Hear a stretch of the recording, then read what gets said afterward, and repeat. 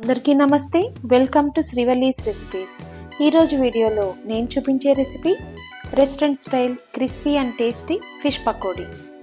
బయట క్రిస్పీగా లోపల జ్యూసీగా చాలా టేస్టీగా ఈ ఫిష్ పకోడీని ఇంట్లోనే చాలా ఈజీగా ప్రిపేర్ చేసుకోవచ్చు.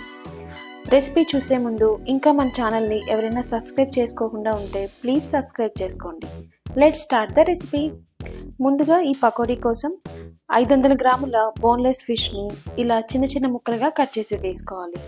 మీరు ఈ పకోడీకి ఏ రకమైన ఫిష్నైనా వాడుకోవచ్చు. ఇప్పుడు ఈ ఫిష్ పీసెస్ మ్యారినేషన్ కోసం 1 టీ స్పూన్ ఉప్పు, 1 టీ స్పూన్ కారం,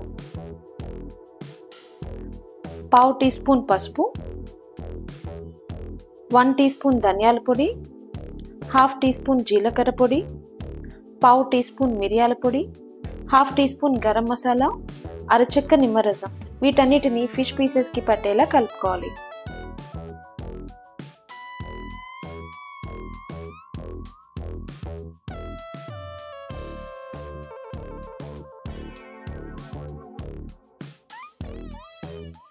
ఇప్పుడు దీంట్లోనే 1 teaspoon ginger garlic paste కూడా వేసి మనం కలిపిన మసాలాలన్నీ ఫిష్ పీసెస్కి బాగా పట్టేలా కలుపుకోవాలి.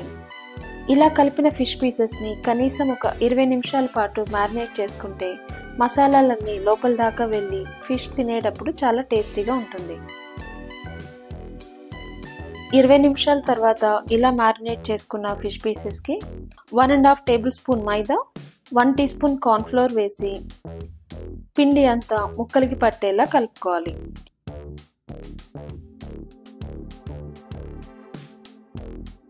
ఒకవేళ ఈ పిండి మరీ గట్టిగా ఉన్నట్లయితే కొంచెం వాటర్ మిక్స్ చేసుకుని ఇలా చూపిస్తున్న విధంగా కన్సిస్టెన్సీ కరెక్ట్గా వచ్చేదాకా వాటర్ని యాడ్ చేసుకుని కలుపుకోవాలి. నేను ఇక్కడ 2 నుంచి 3 టేబుల్ స్పూన్స్ వరకు వాటర్ని యాడ్ చేసుకుంటే నాకు కరెక్ట్ కన్సిస్టెన్సీ వచ్చింది.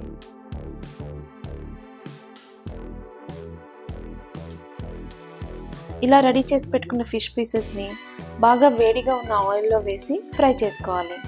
ఆయిల్ బాగా కాగాక మంటని మీడియం ఫ్లేమ్లో పెట్టి బాగా ఫ్రై చేసుకోవాలి.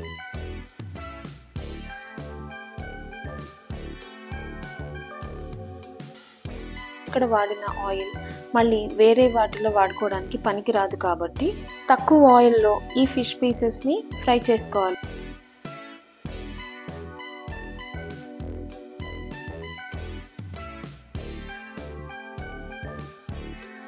ఈ ఫిష్ పీసెస్ రెండు వైపులా గోల్డెన్ బ్రౌన్ కలర్ వచ్చేంత వరకు ఫ్రై చేసుకోవాలి. ఇలా చూపిస్తున్న విధంగా గోల్డెన్ బ్రౌన్ కలర్ వచ్చిన తర్వాత పీసెస్ని తీసుకోవాలి. మిగతా పీసెస్ని కూడా ఇదే ప్రాసెస్లో ఫ్రై చేసుకుని పక్కకు తీసి పెట్టుకోవాలి. ఇప్పుడు ఇదే ఆయిల్లో 2 రెమ్మల కరివేపాకు, 4 పచ్చిమిరపకాయలను కూడా వేసి వాటిని కూడా ఆయిల్లో బాగా వేయించుకోవాలి.